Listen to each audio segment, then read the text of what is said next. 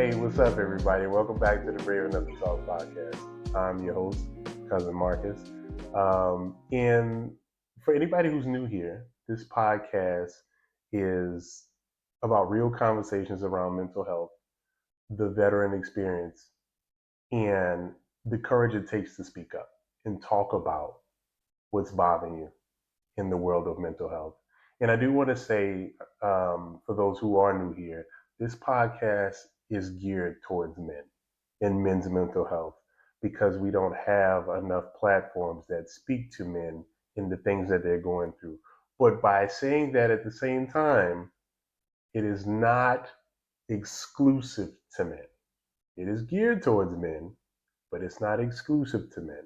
This is for anybody who can find any use from this podcast and what I talk about and from my experiences and anybody else who joins me in this podcast. I want everyone to feel like you can gain something from this podcast. I want to be able to help everyone, but this podcast just gears more towards the male experience. And that's all. So today we're going to talk about something that affects a lot of us. And like I said before, that's navigating relationships with PTSD. Um, whether it's romantic relationship, whether it's platonic, whether it's a relationship with friends and family or work relationships, um, trauma can shape a way we show up with other people and even within ourselves. And if you ever felt like because of your PTSD that you're unworthy of a connection, you're not. I want you to know that you're not alone and you're not broken because a lot of us deal with it. Um, so, what does PTSD look like in relationships? A lot of people think that PTSD just means having nightmares or flashbacks. Trust me, those things are definitely a part of it. I can tell you firsthand, those things are absolutely a part of it. But that's not all it is. There are other ways that it shows up, especially in relationships. Um, for some of us, there's emotional numbing. I'm someone who deals with that sometimes, where you might feel like you can't connect with people, with your partner, your friends, your loved ones. Um, you care about them, and but you feel blank, blah. And sometimes it's hard to put into words how you feel. It's like I really care about this person or these people, but right now I don't know how to talk to them. I don't know how to communicate with them, and I don't necessarily might not want to be around them at the moment because of how I'm feeling. Um, and then there's, like I said, you not want to be around with somebody. And that's called avoidance. Um, you might avoid certain situations, conversations, or even emotions because you're scared of what it can trigger. It might trigger certain feelings and certain things that you don't want to relive or feel again. Um, there's also hypervigilance, and that's another big one. Feeling constantly on guard, always being aware. I am very much a victim of that as well. Um, you know, feeling like you can never relax and just kind of be situated. If you're somebody like me, my wife talks about it a lot. She's never really worried when we're in public spaces because she knows I'm constantly paying attention who's coming in, who's coming out, how many exits they have, what shirt the guy in the third booth is wearing, how many rings they have on their fingers. You know, I mean, I'm not in depth like Jason Bourne or someone like that, but I do pay attention more than I should. And honestly, a lot of people who spend time in the service or any armed forces and maybe even police departments and agencies, people tend to pay attention to details when it comes to others a little bit more than usual. So that's not something that's abnormal within people who come from those backgrounds, but it does start to leak into your personal life. And sometimes it's a good thing because you're always ready, but it's also a bad thing because you can never truly relax. You can never truly, you know, like at a concert, it's hard to go to places where there's a crowd of people, like fairs, festivals, concerts. Man, let me tell you, I'm constantly trying to pay attention who's behind me, don't get too close, things like that. It's hard to relax. Um, but it also makes you hyper aware and being, and just the street smarts and safety is, so that's a good thing. That's a good thing. There's nothing wrong with that. It just becomes a problem when it becomes too much, and it affects you. You at a nice restaurant, you and your significant other are having a good time. You're trying to celebrate, I don't know, a birthday, an anniversary, or something like that, and the whole time you're scanning everyone that comes in. You're never truly living in the moment. And that's when that PTSD can kind of rear its ugly head and put a damper on some of the special moments in your life. You know what I mean? It's good to be aware, it's good to stay safe, but at the same time, you gotta relax. You gotta live, and you gotta take life as it comes, you know. Um, and there's also irritability and anger, always getting frustrated, like a short fuse, easily to tick off. That's not necessarily me. I can be irritable for sure. Or it's like, I don't feel like dealing with this. I don't feel like dealing with that. Or like the smallest things, like what? I don't know. I don't know. I don't know. I don't feel like being bothered right now. But that's kind of like the extent of it. I'll never really blow over and, you know, explode per se. Well, we've seen other instances of it, and that might be you or someone that you know. And that is another thing that you see when it comes to PTSD, where people are snapping over something so small and so trivial and blowing things way out of proportion. Um, some of the common challenges that people deal with when dealing with PTSD and navigating their relationships while being someone who has PTSD. Me, someone who has been diagnosed with PTSD since 2014 now, so it's been a while. I've gone through the stages. I've gone through the stages of waking up screaming in the middle of the night. You know what I mean? Being fidgety. I remember one time, the first time, I was dating this young lady, and I was sleeping over by our house. And in the middle of the night, man, I had like a nightmare from an experience of my time overseas. And I woke up and I went to swinging, and I ended up backhanding her. We were asleep. I backhanded her in the face. Oh my God. I was so distraught because I had never put my hands on a woman, and I was asleep when I did it. It's not like I grabbed her or did anything crazy. I just, in the dream, there was a situation where I was somewhere else, and back in the situation I was reliving, and I flailed in my sleep, and I hit her with the back, because we were sleeping together, and I did that, and then I hitting her. Oh my goodness! I apologized for hours. She knew what it was. She was like, "No, no, no, it's fine." I was like, I felt terrible. I felt so bad. I could not fathom doing something like that. You know, um, but it's just kind of something that'll happen in that case, and it hasn't happened. I won't say it's never happened since. I have had instances where I fidget, I jump, and I kick. Ended up kicking my wife in the butt the first year or two we were together. I've done that like 4 or 5 times, just flailing from dreams because of having those nightmares.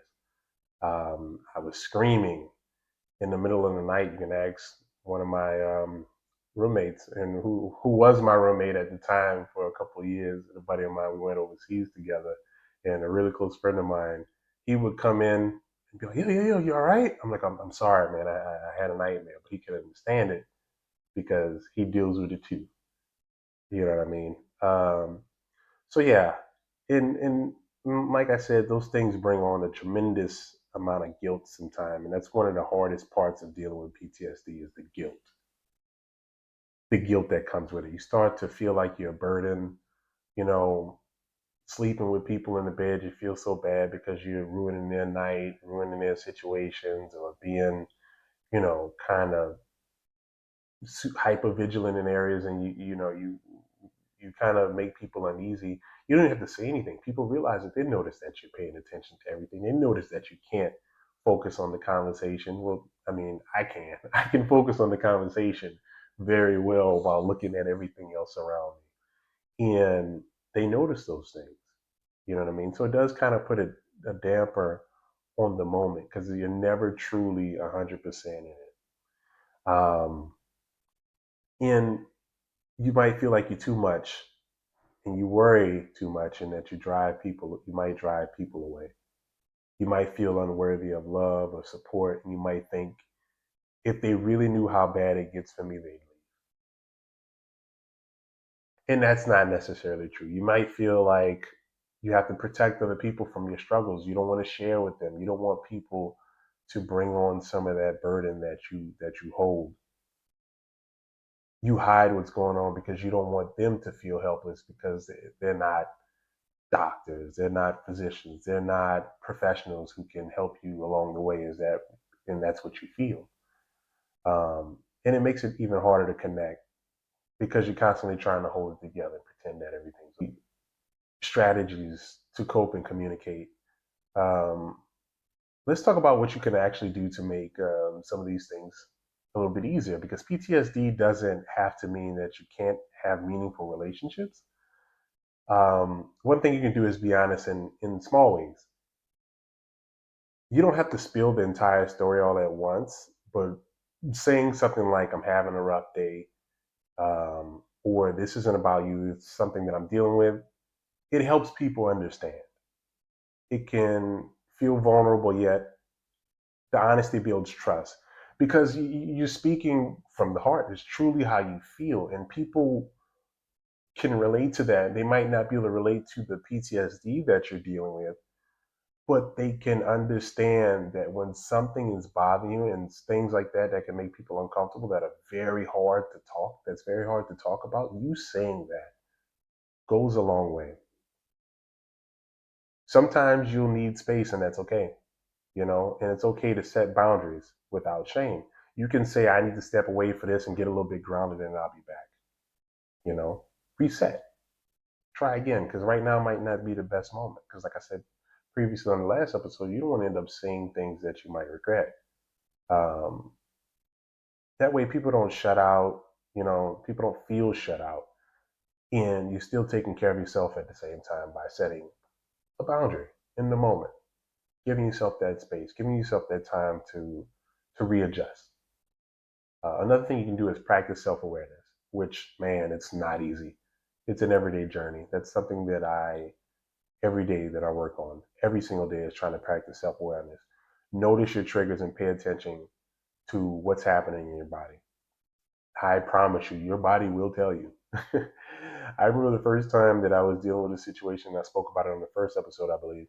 And I was working out and I was talking about an experience, and it brought up feelings and emotions that reminded me of a situation where I was overseas, and I was heating up. There was a shortness of breath. I was getting dizzy.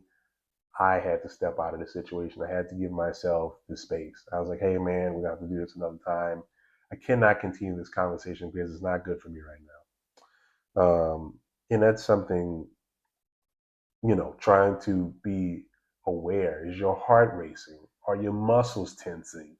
You know what I mean? And those are huge key indicators of something's wrong right now. And it's not something I should keep pursuing in the moment. The earlier you catch it, the easier it is to respond instead of reacting.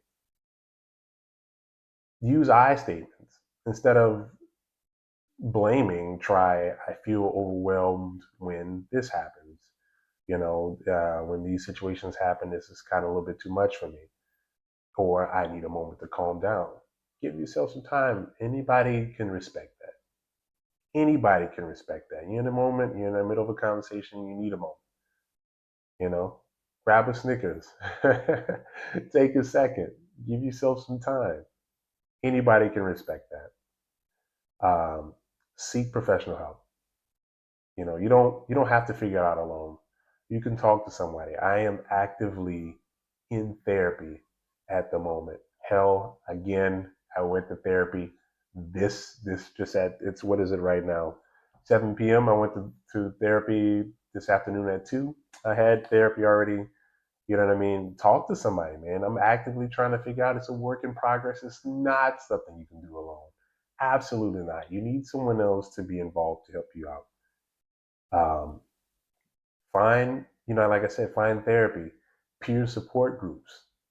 And veterans organizations can be life changing. If you're a veteran, please go to the VA. Tell them you're dealing with something. Call a hotline. Tell them you're dealing with something. You need someone to talk to. There's so many other veterans and just professionals out there willing to help you, willing to support you, just to be out there to listen. Please put it out there. Don't hold on to that. That's some heavy weight on your shoulders, in your heart. Talk about it. Get it off your chest. Please. And remember, you're not defined by trauma. You are absolutely not. I have PTSD. PTSD doesn't have me. You know what I mean? Your experiences shape you, but they don't get to decide your worth. Just because you're someone who deals with a mental issue or a situation, PTSD, that does not define who you are. That doesn't. I'm cousin Marcus. I have PTSD. It's just something I have. It's not who I am. It doesn't change the fact that I like photography. It doesn't change the fact that I like to travel and learn languages. Not at all. It's just something that I deal with, that I work on. And that's all it is. It's not who I am. It's just a part of me at the moment. That's all it is. Um, and remember, you're still deserving of connections, patience, and love. So one thing that kind of helped me was realizing that the people who care about you aren't expecting perfection. They just want you to let them in, even if it's a little bit. Just kind of taking that time out to give someone a chance to love you, give someone a chance to help you when they're offering it, give someone a chance to be supportive, give someone a chance to be in your corner and provide any help that they can. It goes a long way for both you and them. It helps them understand you a little bit more, and it helps you get past some of the trauma that you're dealing with. It helps a lot. It goes a long way. Communicating and speaking and giving someone the chance to be supportive of you goes a long way. Um, if you take anything from this episode, I hope that you're not too much, you're not broken, and you're not unlovable. You deserve relationships where you can be honest about what you're going through. You don't have to hide it. And you deserve to feel safe and supported, even on your hardest days. We all do. Nobody is an exception in this. Everyone deserves love. Everybody deserves support. And if you're listening right now and you're feeling like you don't know how to start, maybe today you just tell someone I'm struggling, and that can be enough. That's all it takes. Um, I just kind of that I really wanted to talk about because it was on my heart a little bit more than another topic that I kind of thought I wanted to get into today, but I was like, I'm going to hold on to that one because this is kind of something I really wanted to talk about. I'd like to hear your thoughts and your experiences. If you feel comfortable, please share in the comments. I would love that. What's one thing you wish people understand about living with PTSD? Um, for me, it's ever changing.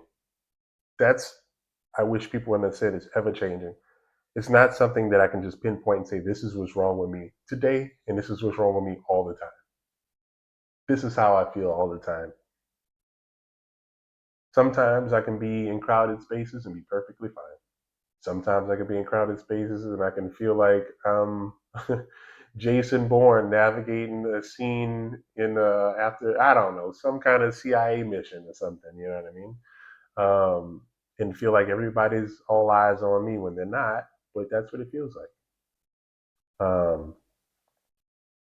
Or what's one small step that you've taken to communicate more openly with the people you care about? Um, for me, I've taken the time more to, regardless of how I feel in the situation, I try to resolve issues with my loved ones before I go to bed. I don't want to go to sleep with whatever's bothering me. If I'm being irritable or if there was a situation that I knew I could have communicated a little bit better, I try to resolve it before I go to bed. You never know. You never know. Um, and you never know. Just talking about some of these things and sharing your experiences, you never know what you're experiencing, what your story could, how it could help someone else feel less alone. Um, but yeah, like I said, thank you again for spending this time with me today. If this episode resonated with you, please consider subscribing and sharing it with someone who might need it, because you never know. There's always somebody. There's always somebody out there. You can also leave a comment. Some things that you'd like to hear, some things you'd like to talk about or have talked about in future episodes and future content. Um, you know. So until then, stay safe, stay honest, and stay talking. And remember, please be brave enough to talk.